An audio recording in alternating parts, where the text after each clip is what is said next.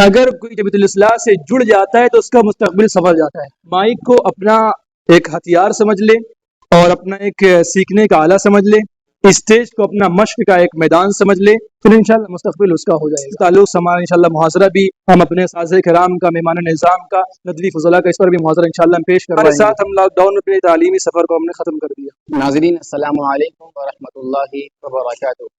اس وقت میں موجود ہوں دارالعلوم ندوۃ العلماء میں، اور ہمارے ساتھ موجود ہیں دارالعلوم ندوۃ العلماء کے جمعیت الاصلاح کے ناظم مولانا یاسر ندوی صاحب.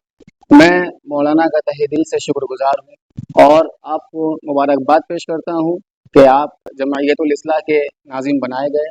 سب سے پہلے تو مولانا آپ کا الالفاظ کے پلیٹ فارم پر بہت بہت استقبال ہے. پہلا سوال یہ ہے مولانا آپ سے کہ آپ اس وقت اسٹوڈنٹ یونین کے پریزیڈنٹ ہیں، اور ظاہر ہے آپ نے اپنا تعلیمی سفر یہاں تک طے کیا، تو اس تعلیمی سفر میں کیا کچھ رکاوٹیں آئیں، اور یہاں تک سفر طے کرنے میں کن دشوار گزار گھاٹیوں سے آپ کو گزرنا پڑا؟ مختصراً ہمارے آڈینس کو اپنے تعلیمی سفر کے بارے میں بتائیں.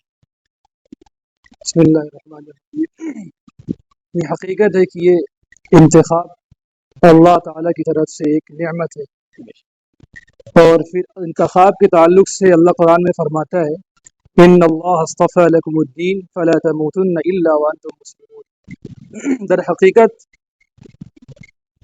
علم کے میدان میں آنا اور عالمیت کے آخری جو پلیٹ فارم ہے، جس کو کہہ سکتے ہیں کہ عالم کے درجے تک پہنچنا، جس میں کہیں 5 سال کہیں 8 سال کا ڈسٹینس ہوتا ہے، وہاں تک پہنچنے کے لیے حقیقت میں بہت ساری رکاوٹیں آتی ہیں.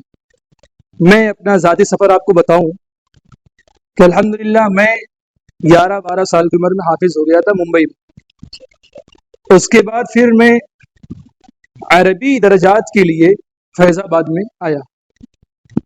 حقیقت یہی ہے کہ جب ممبئی سے یو پی آنا، پھر اور فیض آباد اور اس طرح کی زمین پر سرزمین پر جانا، واقعی میں کہہ سکتے ہیں کہ آزمائش ہے. تو یہی تھا کہ اب ختم کرے کہ کب ختم کر نکل لے یہاں سے. تھا لیکن الحمدللہ دل جمعی کے ساتھ 4 سال وہاں پر رہے اور جمے رہے. الحمدللہ ہم نے خوب وہاں پر محنت کی. پھر اس کے بعد لاک ڈاؤن کا مسئلہ آیا، 14 سال کا امتحان نہیں دے پائے، اور پھر لاک ڈاؤن میں کہہ سکتے ہیں کہ شاید ہی کوئی بچہ ہو جس کا شکار نہ ہوا ہو. تو یہ ہوا کہ ہمارے ساتھ ہم لاک ڈاؤن میں اپنے تعلیمی سفر کو ہم نے ختم کر دیا. 3 سال تک ہم ممبئی میں پھر اپنے دکان پر اور یہاں وہاں ایسے 3 سال گزار دیے. اس وجہ سے کہ آن لائن جو تعلیم تھی، خاص کر کے مدارس میں جو کتابیں پڑھائی جاتی ہیں، وہ آن لائن اگر کوئی پڑھتا ہے تو اس کا کوئی اتنا فائدہ نظر نہیں آتا ہے، کیونکہ سینہ بسینہ منتقل ہوتا ہے اور سامنے اساتذہ کے رہ کر کے جو ایک روحانیت کا علم آتا ہے وہ نہیں آتا ہے. تو اب 3 سال ہوا، پھر ہم بڑی مشکل سے گھر والوں سے بات چیت کی اس تعلق سے کہ میں پھر سے پڑھنا چاہتا ہوں. اس وقت ہم نے کہ تقی عثمانی صاحب کی کلپ دیکھی تھی جس میں ان کا ایک استقبال ہو رہا تھا، اس سے متاثر ہوا میں. پھر میں ذیل العلوم آیا، ذیل العلوم میں ہم نے داخلہ لیا. پھر 1 ہفتے کے اندر جس طرح میری طبیعت خراب ہوئی، حقیقت میں اللہ کی پناہ 1 سال میں بیمار ہی رہا. کئی آپریشنس ہوئے. پھر اس کے بعد آپریشن ہونے کے بعد ڈاکٹر نے کہا کہ ان کو ایسی جگہ رکھا جائے جہاں کی فضا خوشگوار ہو. مجھے گاؤں بھیج دیا گیا. وہاں میں 2-3 مہینہ رہا، میڈیسن پہ چلتا رہا، کھاتا رہا. پھر دل میں یہ تھا کہ مجھے پڑھائی کرنی. اسی حالت میں دارالعلوم کی طرف رخ کر کیا. لیکن یہاں آنے سے پہلے ہمارے مولانا احمد صاحب ندوی ہیں، حقیقت میں ان کا بڑا ہی کہہ سکتے ہیں کردار اس میں رہا یہاں تک پہنچانے میں. وہ اگر نہ ہوتے تو میں ندوۃ العلماء میں اس مقام تک نہ پہنچتا. مولانا احمد صاحب جو اس وقت ذیل العلوم کے استاذ ہیں، بڑے ہی زبردست آدمی ہیں، تو انہوں نے مجھے بہت رہنمائی فرمائی.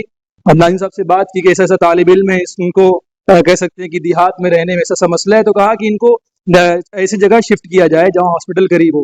ندوۃ العلماء میں آیا، اور یہاں آنے کی جب میں آیا ہوں تو حقیقت میں وہاں سے جب میں نکلا تھا یہ جامعہ عمار حسنی صاحب ناظم ہے جی، وہاں کے لیے میں آیا تھا.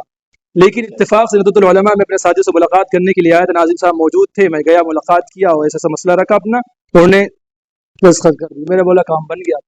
تو پھر اس کے بعد الحمدللہ ندوۃ العلماء ہمارا داخلہ ہوا. یہ کہہ رہے انتخاب ہر جگہ سے انتخاب ہوتا ہوا آیا.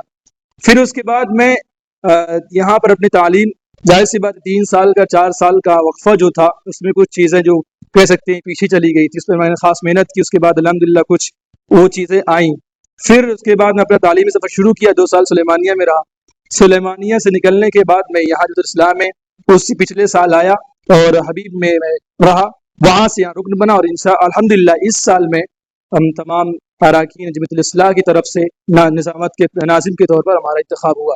تو یہ پورا کہہ سکتے ہیں کہ اللہ کی طرف سے خاص مدد اور اللہ کے خاص انتخاب ہے تو اللہ نے ہمیں یہاں تک پہنچایا ہے. ماشاء اللہ، بہت خوب. جمعیت الاصلاح جو دارالعلوم میں ایک بہت ہی بہترین پلیٹ فارم ہے طلباء کو سنوارنے کے لیے اور ان کی قابلیت صلاحیت کو بہتر بنانے کے لیے. تو جمعیت الاصلاح کی مختصر تاریخ کیا رہی ہے، یہاں کے شعبہ جات کیا ہیں، اور کیا کچھ سرگرمیاں اس کے تحت انجام دی جاتی ہیں؟ در حقیقت جمعیت الاصلاح کے تعلق سے اگر کچھ پوچھتا ہے تو جواب اتنا ہی ہے، اگر کوئی جمعیت الاصلاح سے جڑ جاتا ہے تو اس کا مستقبل سنور جاتا ہے. حقیقت میں یہی چند لفظ میں اس کی تعریف. لیکن اس کی اگر تاریخ کے بارے میں بات کریں تو 1916 میں جمعیت الاصلاح قائم ہوئی ہے.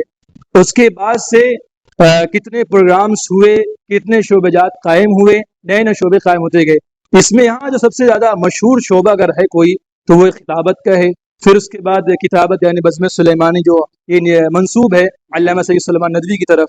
اس کے بعد پھر اس میں تحریری مشق ہے، تحقیق ایک فن سکھایا جاتا ہے.